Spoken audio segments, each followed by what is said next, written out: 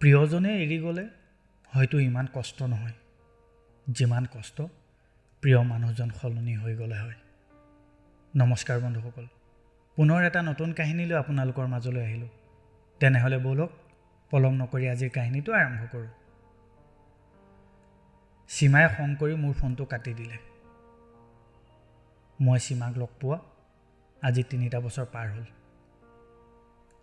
আগতে তাই মোক কোনোদিনে খং কৰি পোৱা নাছিল। কেতিয়াবা তাই লগৰবোৰক কৈছিল মোৰ কথা। তাই কয়, মোৰ বয়ফ্ৰেণ্ডৰ চাগে একেবাৰে খং নাই। ইমান দিন হ'ল সি আজিলৈকে মোক খঙেই কৰি পোৱা নাই। মোক ইমান মৰম কৰে। ময়ো তাইক কেতিয়াও খং কৰা নাছিলোঁ। অৱশ্যে মোৰ খং নথকা নহয়, মোৰ বহু খং। মোৰ যেতিয়া খং উঠে তেতিয়া মই কাকো চিনি নোপোৱা হৈ যাওঁ। আমাৰ সম্পৰ্ক যিমানে দিন বাঢ়িব ধৰিলে মই সীমাক সিমানে বেছি মৰম কৰিব ল'লোঁ। আজিকালি মাজে মাজে মই তাইক খং কৰিব ধৰিলোঁ। খং কৰিলেও মই মিছাতে খং নকৰোঁ। তাই যদি কিবা ডাঙৰ ভুল কৰে বা মোক কিবা ফাঁকি দিয়ে তেতিয়াহে মই তাইক খং কৰোঁ। তাই মোৰ পৰা গালি খাই প্ৰথমতে মোক ক্ষমা খোজে। দুদিনমানৰ পাছত পুনৰ তাই ভুল কৰে, আকৌ ফাঁকি দিব ধৰে। সেইবাবে মই আজিকালি প্ৰায় তাইক খং কৰিব ধৰিলোঁ। তেনেকৈ খং কৰোঁতে আমাৰ মাজত কাজিয়া হ'ব ধৰিলে। কেতিয়াবা কাজিয়া ইমান ডাঙৰ হয়, আমি ইজনে সিজনক নমতাকৈ বহু দিনলৈ থাকোঁ।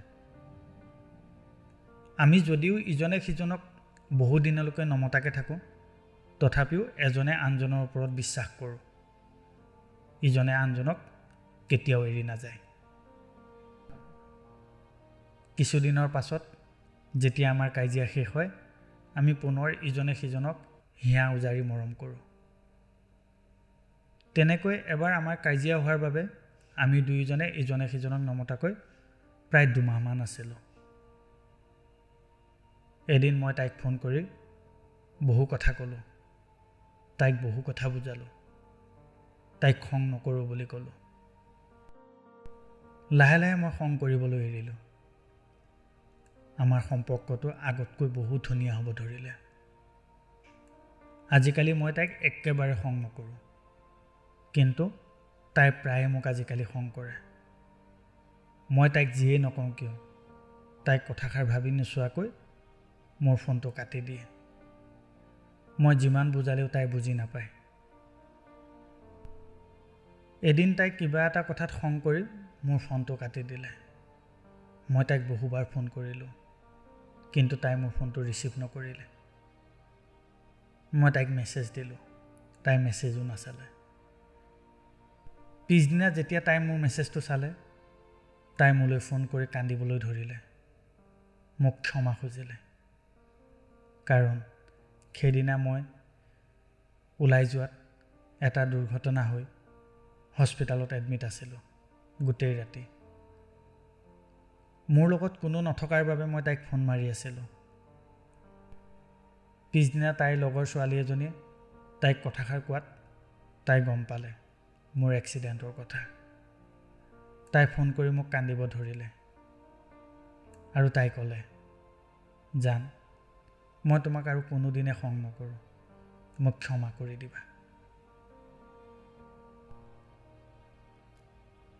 এতিয়া আমি দুয়ো একেলগে আছোঁ। মাজে মাজে দুয়ে আকৌ সুতুক খাটাক কাজিয়া লাগোঁ, কিন্তু আগৰ দৰে নমতাকৈ নাথাকোঁ।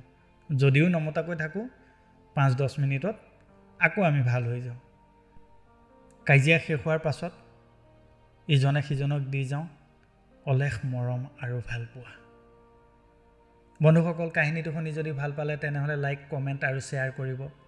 যিসকলে মোৰ চেনেলটো লৈ আহিছে সেইসকলে মোৰ চেনেলটো ছাবস্ক্ৰাইব কৰি দিব আৰু বেল আইকনটো দবাই দিব, যাতে মোৰ সকলো কাহিনী আগতীয়াকৈ পাই থাকে। বন্ধুসকল, আপোনালোকৰ হাততো যদি এনে কিছু কাহিনী আছে তেনেহ'লে মোলৈ পঠাব পাৰে। মই চেষ্টা কৰিম আপোনালোকৰ কাহিনীসমূহ পাঠ কৰিবলৈ। প্ৰত্যেক সোমবাৰ আৰু শুক্ৰবাৰে এটা নতুন কাহিনী লৈ আপোনালোকৰ মাজত অহাৰ প্ৰতিশ্ৰুতিৰে আজিলৈ আহিছোঁ।